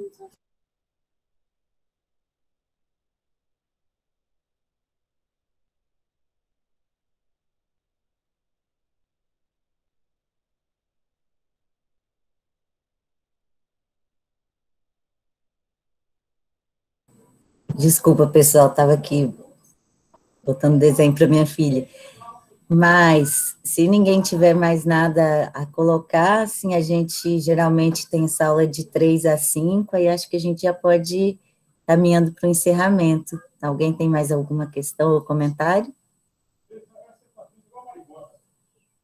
Só agradecer mesmo a Patrícia pela aula de hoje. Muito bom. Muito obrigada. Então é isso, gente. Eu agradeço imensamente a Joana, que já desconectou, teve que sair. Agradeço a Sueli por ter aceitado o convite, mesmo não tendo conseguido se conectar. Não vai faltar oportunidade, né, Sueli Machacali. E agradeço muito a Patrícia por essa roda de conversa, essa aula que ela nos deu. Espero que a gente possa fazer mais atividades juntas, que a gente possa ter encontros presenciais, né? E é isso, queria pedir uma palavrinha final de Patrícia. Tá bom. Então, só agradecer também, né, por essa oportunidade de conversar com vocês, né? Porque eu acho que, como eu já falei também, é um espaço importante, né, para conhecer mesmo um pouquinho da nossa realidade, né? Um pouquinho do nosso pensamento, um pouquinho do meu pensamento sobre, né, com o meu povo e também sobre ser mulher, né? É claro que falta bastante espaço, tempo, né? Sempre parece curto, né? Para a gente continuar conversando, mas é um espaço muito valioso, né? Para vocês, né? Que estão principalmente nas universidades, né? Que são vocês e quem vai também, né? Contribuir com a nossa luta, né? A luta dos povos indígenas em geral, e são vocês quem vai estar sempre por perto dessas pessoas, né?